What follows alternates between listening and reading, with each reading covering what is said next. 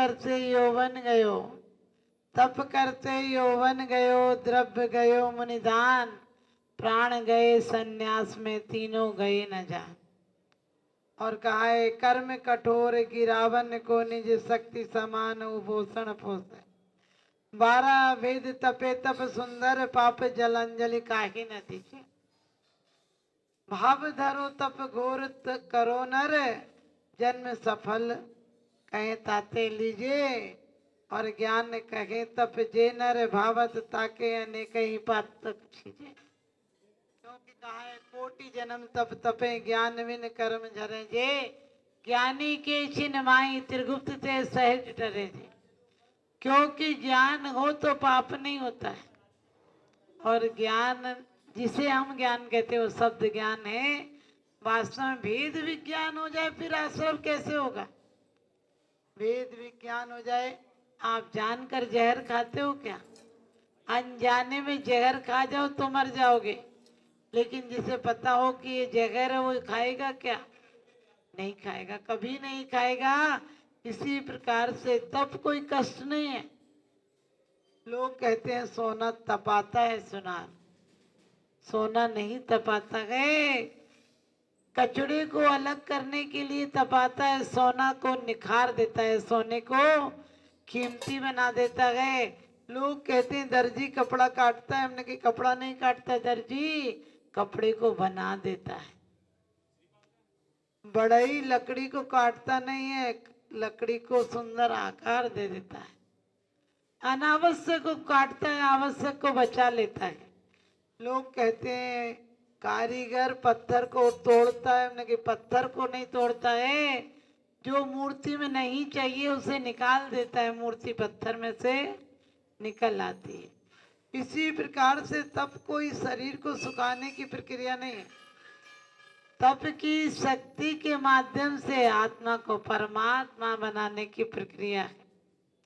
तप वो चीज है कि एक बार तपस्या हो जाए तो शरीर को प्रारंभ में कष्ट होता है। क्यों कष्ट होता है? क्योंकि एक है श्रेय और एक है प्रेय।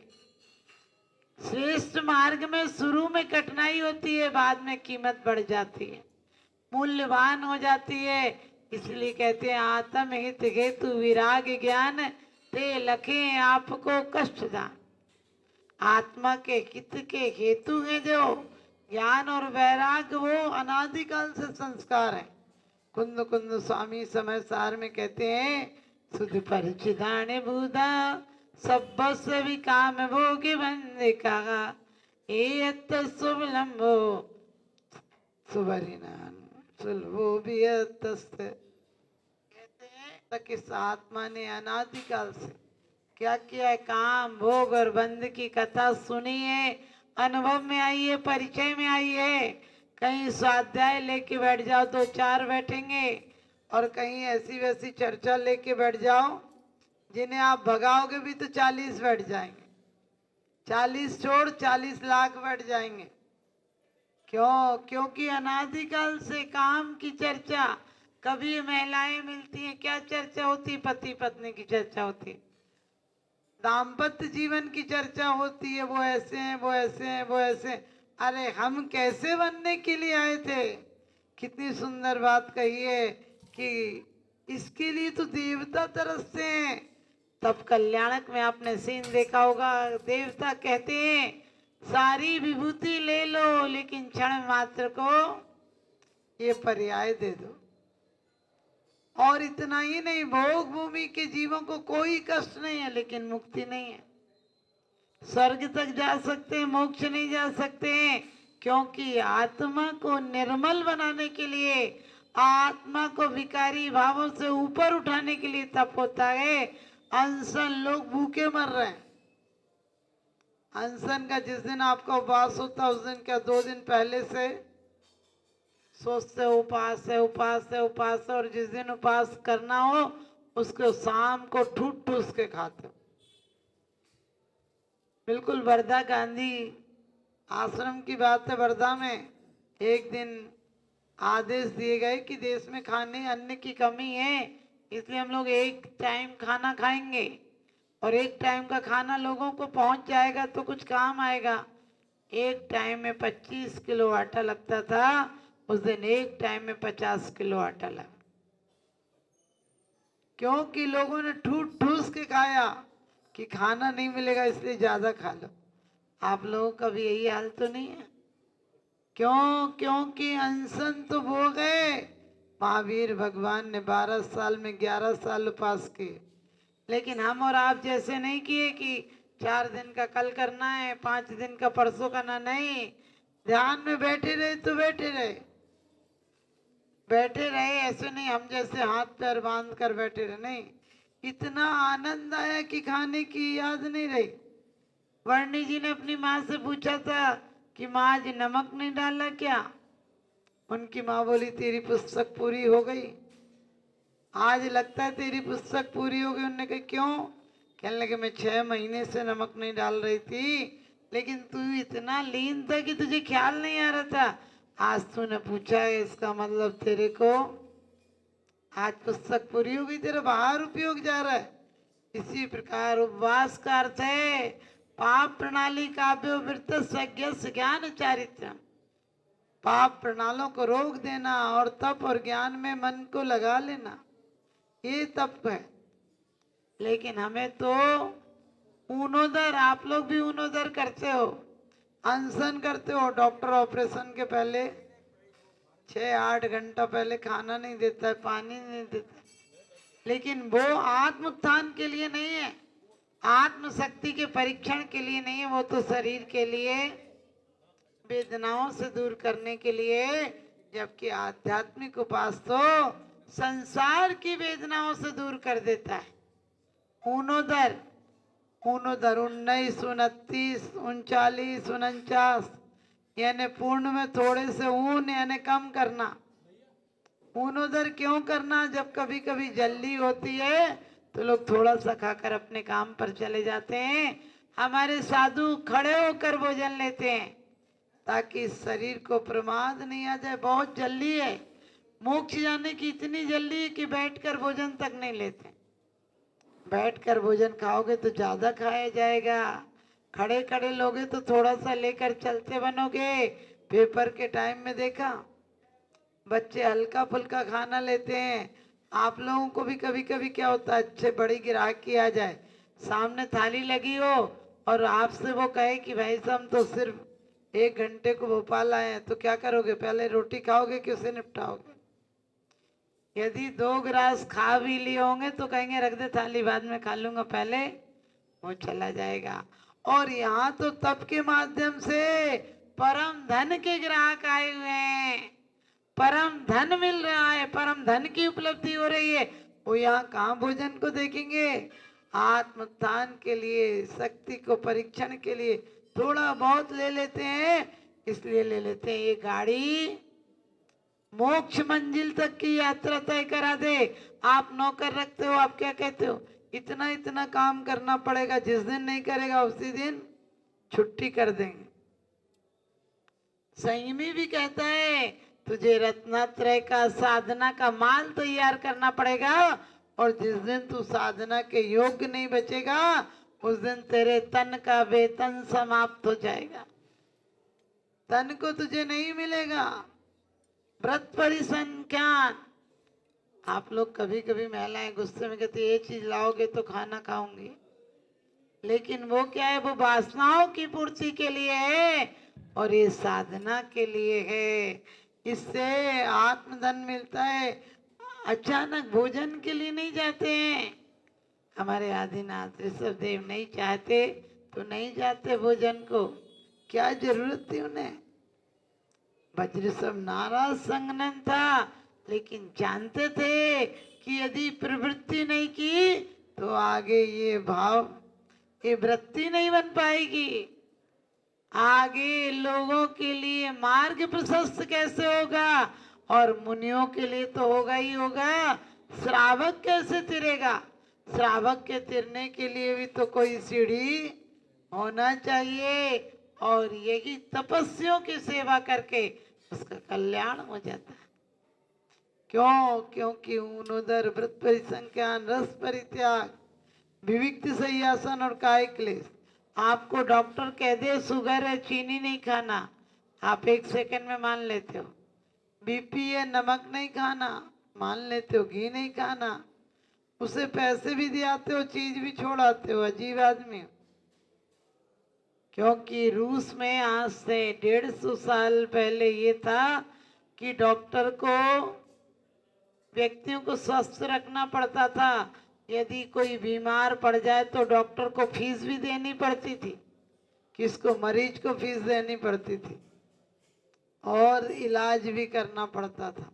कि तुम्हारे निर्देशन में बीमार कैसे पड़ गया, फिर तुम्हारा क्या मतलब डॉक्टर का? हमारे वही डॉक्टर हैं जो बीमार भी नहीं पड़ने देते हैं और कभी बीमार पड़ जाओ तो फीस और देते हैं। यानी कभी तकलीफ में भी उनके कहने मानोगे तो संबर और निर्जरा और हो जाएगी, मोक्ष और मिल जाएगा। क्यों? क्योंकि शरीर को सुखावन के लिए नहीं, कहते हैं कर्म कठोर गिरावन को। लिखा है 16 कारण में कि कर्म कठोर गिरावन को। आप मोक्ष शास्त्र के मंगलाचरण में भी क्या पढ़ते हैं कि आप वीतरागता के द्वारा अपने कर्म पर्वतों को चूर चूर कर दिया। सोच कर देखना, हम पढ़ लेते हैं लेकिन कभी भाव आता है। रस परित्याग, विविक्त संयासन, थोड़ी बहुत देर एक करवट से कितनी बड़ी अहिंसा है कि एक करवट से शयन करते हैं ताकि प्रमाद से कहीं कोई जीव या सूक्ष्म जीवों का भी विघात नहीं हो जाए। आपके बच्चे और आप भी कभी कभी जब बहुत बड़ा पेपर हो या बहुत बड़ा काम हो तो क्या करते हैं? थोड़ा सा नींद वहीं पर बैठे बैठे ले लेते हैं बच्चे। और सच पूछो तो काय कलेश? यदि बरसात हो तो दुकान नहीं जाते हो क्या? सीजन चल रहा हो और बरसात हो तो भी दुकान चले जाते हो। और इतना ही नहीं, धूप हो तो दुकान जाते हो, ऑफिस जाते हो, बच्चों को स्कूल भेजते हो कि नहीं? धूप हो, गर्मी हो, सर्दी हो, कुछ भी हो, दुकान और व्यापार और बिजनेस और सर्विस बंद नहीं करते हो। कोई मेहमान आ जाए तो मंदिर बंद, बीमारी आ जाए तो मंदिर बंद, सर्दी गर्मी हो जाए तो मंदिर बंद। आप लोग बुजुर्गों के संस्कार हैं जो बैठे हो, आने वाली पीढ़ियों से उम्मीद कर सकते हो? क्यों? क्योंकि हमने उनको तब समझाया है, तोते की जैसे रटाया है, तब का आनंद नहीं बताया। लोग कहते शरीर को क्यों सुखाना, मैं भी कहती हूँ शरीर को सुखाने के लिए मत करना, वरना करोड़ों वर्ष का तपस्या भी तुम्हें स्वर्ग ले जाएगी, मोक्ष नहीं ले जा सकती। तब क्यों करना? आनंदमय जीवन के लिए करना। तब ये नहीं कि भाई शरीर के लिए कष्ट देना, शरीर को कष्ट नहीं देना, शरीर रूपी नौकर से उस मंजिल तक का काम लेना, ये है। और बच्चे भी कभी कभी थोड़े बहुत सो जाते हैं, काय क्लेश, कितनी मेहनत करते हैं। सोचना तब सिर्फ जीवन को जीने की कला मिल पाती है और परमात्मा के मार्ग में तो शक्ति को व्यक्त करने के बाद मुक्ति तक मिल जाती है, मुक्ति भी मिल जाती है। तो आप सब भी तपस्या इसलिए नहीं करेंगे कि बस शरीर को सुखाना है। आप लोग व्रत करते हो, खूब सारे महिलाएं व्रत करती हैं, लेकिन व्रत से नम्रता आना चाहिए, उससे भी अभिमान आ जाता है। ज्ञान से नम्रता आना चाहिए, उससे भी आ जाता है। क्योंकि बाहर तप 6 है तो अंतरंग तप भी 6 है। क्यों? कैसी सुंदर तप है। प्रायश्चित, विनय, वैयावृत्ति, स्वाध्याय, विसर्ग और ध्यान, एक क्रम क्रम से। आज तक आप लोगों ने प्रायश्चित कभी नहीं किया। यदि प्रायश्चित कर लेते तो आत्मशोधन हो जाता। पश्चाताप किया है, आलोचना पाठ पढ़ लिया, प्रतिक्रमण पढ़ लिया, हो गया, सब काम निपट गया।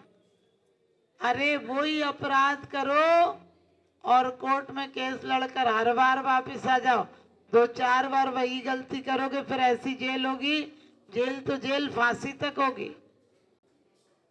लोग भी क्या करते हैं, आलोचना पाठ पढ़ लिया, सुनिए जिन्हें अर्ज हमारी, हम दोष किए तिवारी, तिनकी अब निर्वृत्ति काजा, तुम शरण लगी जिन राजा, अब बाहर जाओ वो ही करेगा काजा, ऐसे हैं बेवकूफ राजा। समझ गए, मंदिर से बाहर गए वो ही करेंगे, रोज वो ही करते हो। क्रोध आदि चतुष्टय धर के बोलते हो, और क्रोध आदि तैयारी खड़े रहते हैं, दरवाजे के बाहर निकलो फिर देख लेंगे। आप बोलते हैं तो अच्छा ऐसी कही, अब निकलने दो, मंदिर के बाहर आने दो फिर बताएं। अरे कैसे तुमने शुद्धि की कि मंदिर के बाहर जाके अशुद्ध हो गए? हम हमेशा कहते हैं 1 घंटे की पूजा कहाँ ले जाएगी तुम्हें? 23 घंटे पाप में रहोगे तो 1 घंटे की पूजा नाटक हो जाएगी। लोग कहते हैं पूजा का विसर्जन कर रहे हो, हमने कहा पूजा का विसर्जन नहीं, इस संकल्प का विसर्जन करो जो हमने अनुष्ठान का संकल्प लिया था थाली में कि इस समय पूजा करूंगा, ये अनुष्ठान करूंगा, अर्घ चढ़ाऊंगा भाव से, उसका विसर्जन किया है। हम पूजा का विसर्जन कर देंगे तो क्या पापों का सृजन करेंगे? हम पूजा का विसर्जन नहीं करते हैं। देव सास गुरु तो हमारे हृदय में श्वासों की तरह बसे हैं, चादर की तरह नहीं है कि हम खूंटी पर जाकर उतार दें। आप लोग कहते होगे भगवान तो मंदिर में ही अच्छे लगते हो, मंदिर के बाहर मत जाया करो, क्योंकि 420 भी तो करना पड़ती है।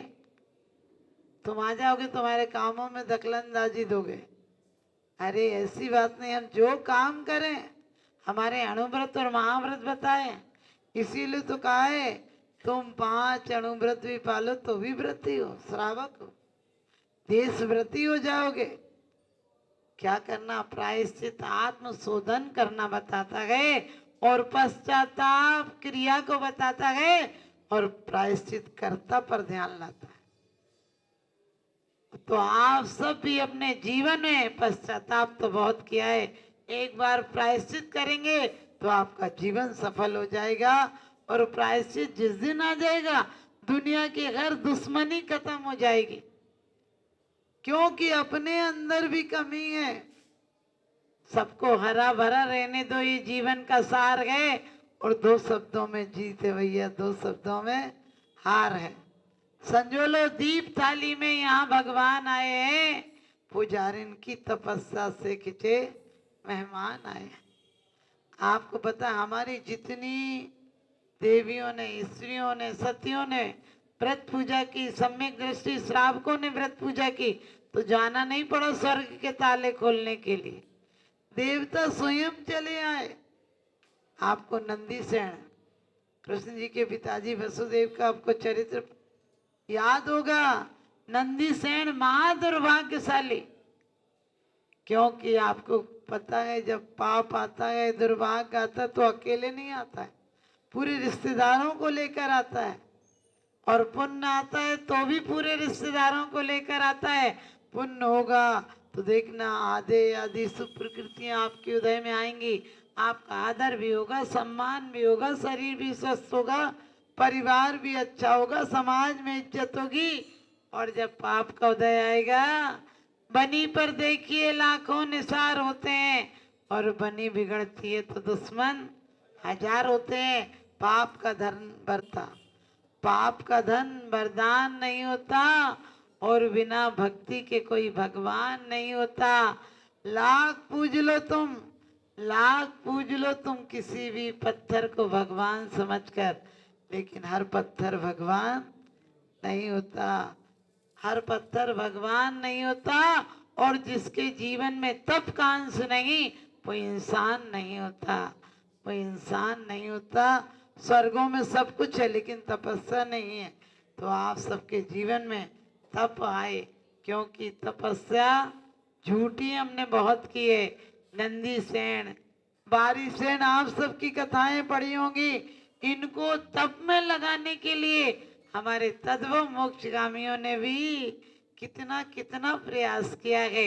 और तपस्वियों को बचाने के लिए विष्णु कुमार मुनि हो या बाली मुनि हो, तपस्वी जीवों की रक्षार्थ कि यदि कैलाश पर्वत पलट गया, इसमें कितने ऋषि मुनि, कितने एक इंद्री, कितने पंचेंद्री जीवों का घात हो जाएगा। इतना ख्याल तो हमारे मुनिराज भी रखते हैं, लेकिन आप लोगों ने बढ़िया नौकर नहीं रख रखा। हमारे मुनिराज देह को नौकर बना देते हैं, आपने बढ़िया सस्ता वाला नौकर रख रखा। एक बार एक आदमी के यहाँ एक व्यक्ति आया, कहने लगा काम चाहिए। उसने पूछा क्या तनख्वाह लेगा? बोले तनख्वाह नहीं, 2 टाइम का भोजन और 2 जोड़ी कपड़े, बाकी कुछ नहीं लूंगा। थोड़ा मुझे समझ में काम आता है, पूछ पूछ के काम करूंगा। वो तो खुश हो गया, कहने लगे इतना सस्ता नौकर कहाँ मिलेगा। अब दूसरे दिन उसने कहा पानी ला। बोले गर्म लाऊं कि ठंडा? सेठ ने बोला ठंडा ला। बोला अभी लाऊं कि थोड़ी देर बाद? सेठ बोला अभी ला। बोला बाल्टी में लाऊं कि कलसे में? उसने कहा बाल्टी में ला।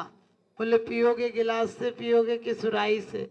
उसने कहा गिलास से। बोले गिलास चांदी का लाऊं कि पीतल का? उसने कहा चांदी का ले आ। बोले बैठ के पियोगे, खड़े होके पियोगे, जाग के पियोगे, सो के पियोगे, बिस्तर पर पियोगे, बाहर पियोगे? इतने सवालात उसने कर दिए। गरम पियोगे, ठंडा पियोगे, बड़े गिलास में पियोगे, छोटे गिलास में पियोगे? सेठ को गुस्सा आए, कहने लगे अरे इतना बात करेगा, 1 घंटा तूने एक पानी के लिए लगा दिया और पानी नहीं लाया। कुछ अपना दिमाग भी लगाया कर, इतना पूछ पूछ के काम करेगा तुम पागल ही हो जाएंगे। बोला ठीक है सेठ जी, अब दिमाग लगाऊंगा। दूसरे दिन सेठानी बीमार हो गई। उसने कहा जा डॉक्टर को बुला के ला। जब तक डॉक्टर नहीं आए तब तक सब लोग अपने कंधे पे तौलिया डाल डाल के आ गए। और बाद में वो डॉक्टर को लेकर आया। सेठ ने देखा बाहर बड़ी भीड़ लग रही है, रोआ पीटी मच रही, बहुत चिल्ला चिल्ला के लोग रो रहे हैं। तो उसने देखा बाहर। बोले ये क्या हुआ? तो बोले मैं, आपने कहा था दिमाग से काम करना, मैं दोनों काम करके आया हूँ। निपट गई तो ये लोग काम आएंगे, और नहीं निपटी तो डॉक्टर काम आएगा। आप समझ गए? ऐसे ही आप लोग सोचते हो कि वक्त पड़ा तो ये काम आएंगे, नहीं पड़ा तो अपना घर परिवार तो ठीक चल ही रहा है।